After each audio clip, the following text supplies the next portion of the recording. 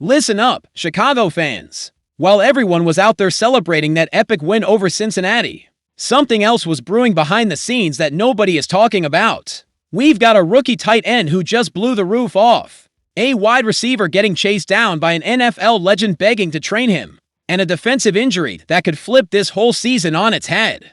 I'm telling you right now, what you're about to hear is no coincidence. This is Chicago building something special, but also staring down some hard truths that could sink us if we don't handle them right. Stick around till the end, because the third story is the one that should really have us worried. If you love the Bears like I do, you can't miss a second of this.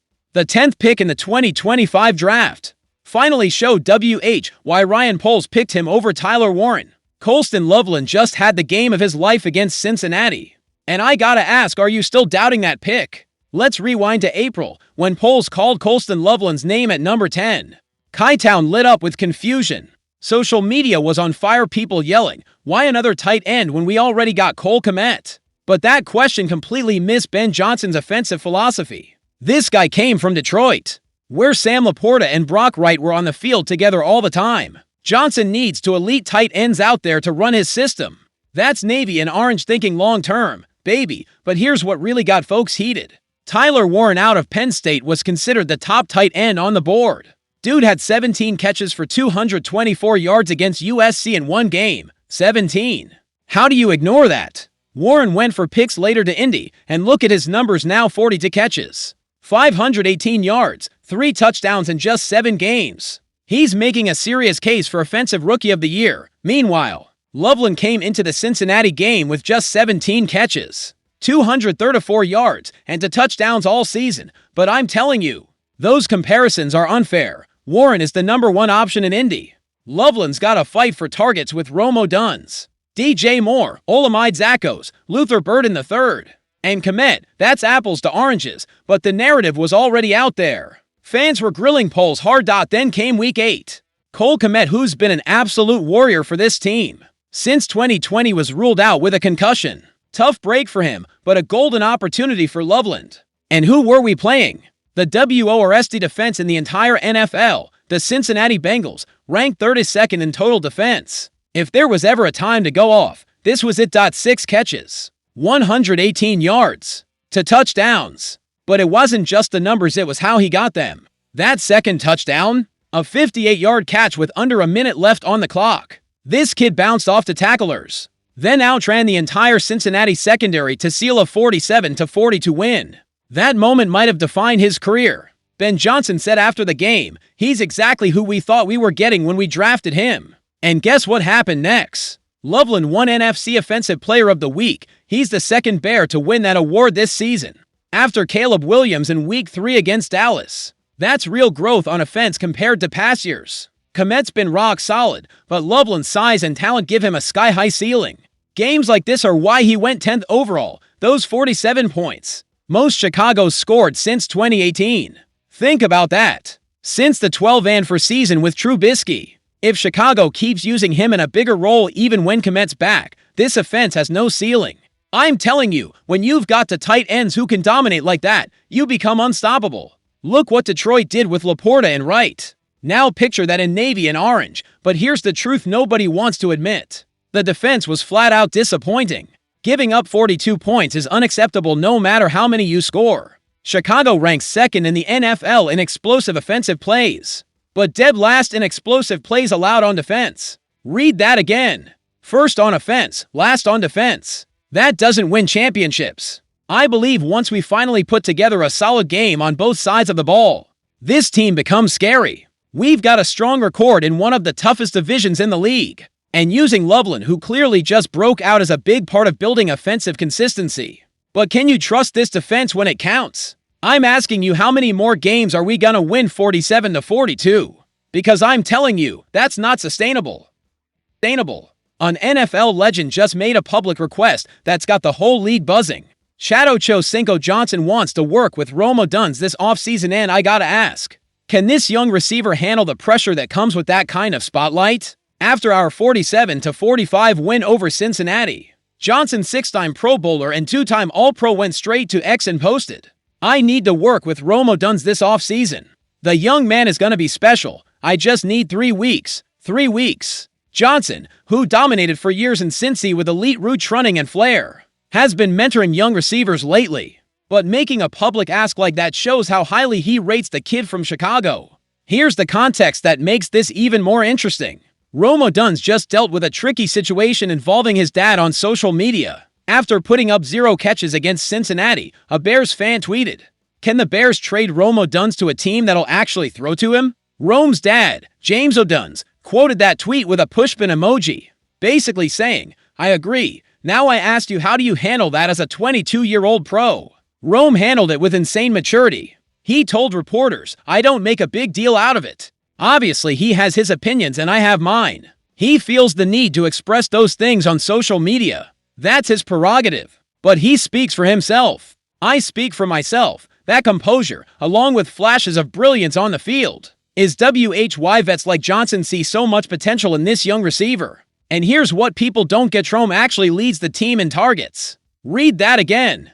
Leads the team. So what are we really talking about here? Even in a game where the stat sheet didn't show it, Odunze found other ways to contribute. The Bears' social media team dropped a 2-minute clip showing his blocking, his physicality, and willingness to do the dirty work. Rome appreciated the shout-out, calling it an underrated part of playing receiver that he's worked hard to master. Since entering the league, I think this is what separates good receivers from great ones. Anybody can catch passes when they come your way. But are you willing to block for your running back? Are you willing to do the little things that don't show up in the box score? Rome is, and that mindset is exactly what Johnson probably saw in that Cincinnati game. With his work ethic, humility, and leadership, Odunze has quickly become a fan favorite in Chicago. Whatever his dad says online shouldn't take away from the fact that Rome is his own person, and one the Bears organization clearly loves and respects. I'm telling you, the maturity he showed in that moment, that's 10-year vet stuff, not second-year rookie stuff. Now imagine what can happen if Ochocinco actually trains with him this offseason. Johnson was one of the most creative and technically sound route runners of his era. He mixed raw athleticism with deep football IQ. If Rome can absorb even a fraction of that in 3 weeks, what kind of leap could he make in year 3? I'm asking you, this is exactly what we want to see from our organization, right? Young players drawing attention from legends who want to invest in their growth. That speaks to Rome's character and the kind of culture we're building in Chicago. Ever since Matt Nagy left, we've been rebuilding not just the roster, but the entire identity of this team. It'd be awesome to see Ochocinco become a mentor and coach for Odunze, because it'll only take his game to the next level. I believe Rome has the tools to be a true number 1 receiver in this league. He's 6'3", he's got the hands, he's got the speed. What he needs now is to polish those technical details that separate the good from the great. And if anyone can teach him that, it's Chad Johnson. But here's my concern. With all this attention, with his dad stirring things up online, with legends making public calls, can Rome stay locked in on what really matters? Because I'm telling you, this league eats up young players who can't handle the pressure. Rome's shown maturity so far, but this is just the beginning. The real test comes when expectations get even higher.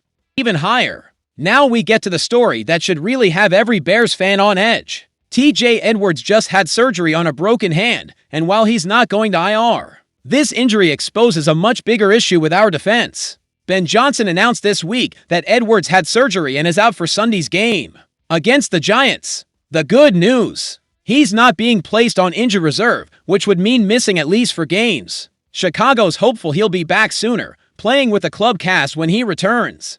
But listen up, this is serious. The Bears have already placed 4 other defenders on IR since late September. Corners Jalen Johnson and Kyler Gordon, tackle Shamar Turner, and Ndao Odangbo. That's 5 key starters or rotational defenders out in under 2 months. I'm asking you, how are you supposed to build defensive consistency when your lineup changes every week? Thanks in part to all these injuries, the Bears ranked 26th in total defense and 29th in points allowed per game. 29th in a 32-team league. That's unacceptable for a franchise built on monsters of the midway tradition. From Urlacher to Peppers to Hicks, Chicago has always been about dominant defense, and now we're one of the worst units in the NFL. Edwards, an undrafted free agent in 2019, spent his first 4 seasons in Philly before signing a 3-year, $19.5 million deal with Chicago in 2023. After back-to-back seasons with 17 starts and over 100 tackles, The team gave him a 2-year, $20 million extension this past spring. That investment shows how important he is to this defense. But multiple injuries have sidelined him in 2025. A hamstring issue kept Edwards out of 3 of the Bears' first 8 games. It's been nagging him all season, though he's still managed 31 tackles. Pro Football Focus ranks him an impressive 12th out of 78 qualified linebackers. So when he's healthy, he's one of the best at his position.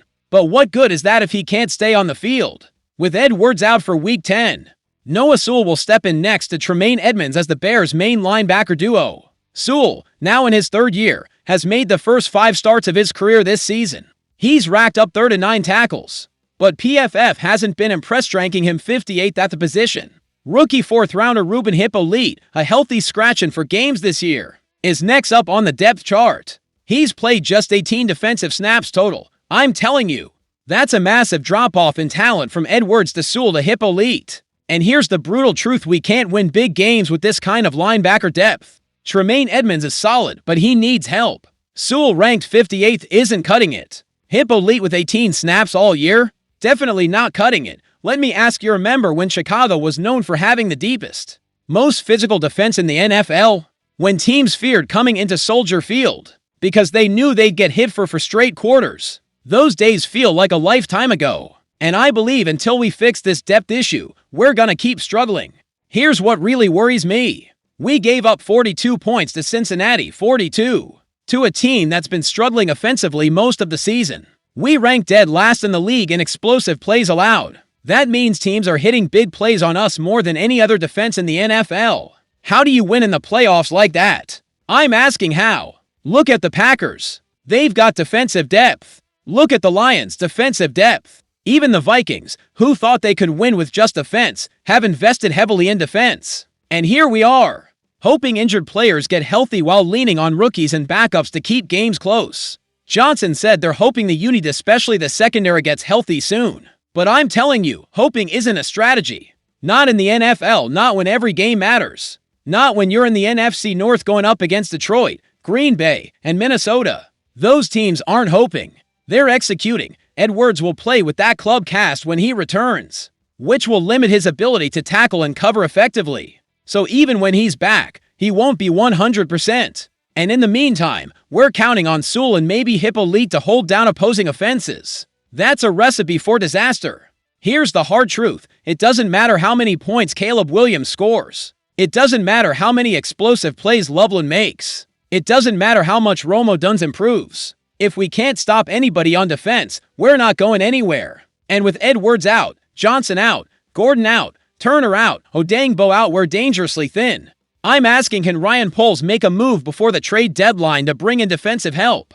Or are we just gonna hope these young guys figure it out on the fly? Because I'm telling you, learning on the fly in the NFL usually means losing games you should win. And in a division this competitive, we can't afford to give games away. This Edwards injury isn't just about one player. It's about exposing how fragile this defense really is. It's about showing we don't have the depth to compete with the top teams when injuries hit. And I believe until we fix that, we're gonna keep being a team that can score 47 but gives up 42. And that, Chicago fans, doesn't win championships. Win championships. So there you have it, Bears fans. Loveland breaking out. Rome drawing legends. Edwards going down and exposing our defensive crisis. 3 stories that define exactly where we are as a franchise right now. We've got a crazy high offensive ceiling but a terrifyingly low defensive floor. So I'm asking you this, can Chicago fix the defense in time to make a real playoff run? Is Loveland the future at tight end even when Kmet's healthy? Should Rome work with Ochocinco this offseason? Drop your thoughts in the comments, I want to hear all of them. And listen, if you want to be part of the most passionate, most informed Bears fan community on YouTube, you need to subscribe to this channel right now, because I guarantee we've got more explosive news coming tomorrow. You won't want to miss what's next for Chicago. This is a family here. We live and breathe Navy and Orange together. We win together, we lose together, but we always stick together. Hit like if you think Loveland should start over Kmet when he's back. Subscribe if you think our defense is the biggest problem. And comment your answer to this question. What defensive moves should Poles make right now to save this season? Bear down, Chicago. See you in the next video.